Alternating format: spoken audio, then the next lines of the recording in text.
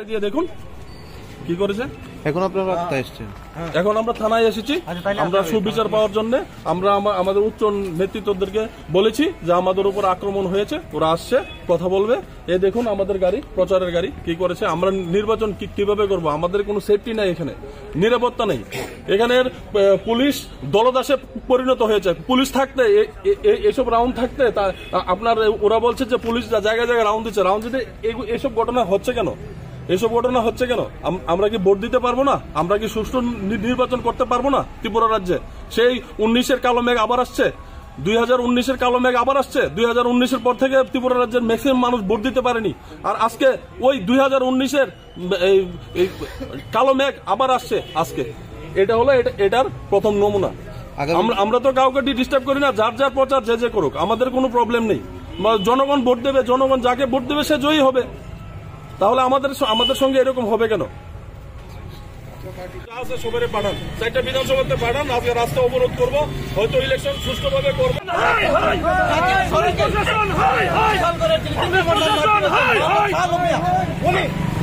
ড্রাইভারকে মেরেছে, 2টা মোবাইল নিয়ে গেছে। আপনারা দেখতে পাচ্ছেন রাস্তা অবরোধ করবো, রাস্তায় বসবো। আমরা চাই সুষ্ঠু নির্বাচন, বা জনগণ ভোট দেবে যাকে খুশি।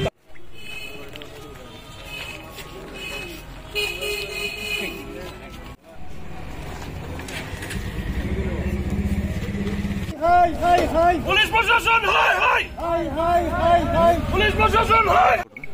ঘটনা হলো আমাদের প্রচার গাড়ি ওইদিকে প্রচার করতে গিয়েছিল। তো সন্ধ্যার পর থেকে তো আমরা প্রচার করি না, গাড়ি খালি ছিল, কোনো কিছু সাউন্ড টাউন্ড ছিল না। গাড়িটা আসছিল, কিছু দুষ্কৃতিকারী ওই জাঙ্গালিয়ার স্কুলের পেছনে আমাদের গাড়িটাকে ভেঙে কি করছে দেখেন। এগুলো ভেঙে একদম 2টা মোবাইল নিয়ে গেছে। ওই ড্রাইভারটাকে মেরে কি করছে দেখেন, ওর হাত ফাটিয়ে দিয়েছে। এই অবস্থা দেখুন। এই অবস্থা থাকলে নির্বাচন কমিশন বলেছে যে ত্রিপুরা রাজ্যে 0% ভায়োলেন্স নিয়ে নির্বাচন করবে। তাহলে এগুলা কি 0% নির্বাচন ভায়োলেন্সের নমুনা? আমি তো দেখতে পাচ্ছি যে এখনই শাসক দলের লোকেরা আমাদেরকে ভয় পেয়ে গেছে বিশাল করে। তো আমরা চাই যে আমরা ভোটাধিকার, আমরা সবাই, আমরা বিশালগড়বাসী সবাই আমরা ভোট দেব।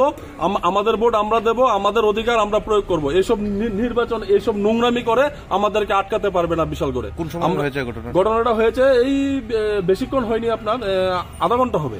কারা করেছে এটা? ওইখানে বুথ অফিস ছিল বিজেপির, ওই বুথ অফিসের ছেলেগুলাই করেছে। আমরা তো সবাই নাম জানি না।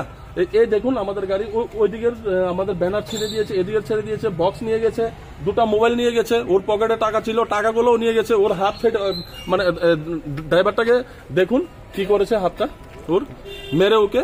তো আমরা কি করব? আমরা কি নির্বাচন করতে পারবো? সুষ্ঠু নির্বাচন কি ত্রিপুরা রাজ্যে আমরা পারবো করতে?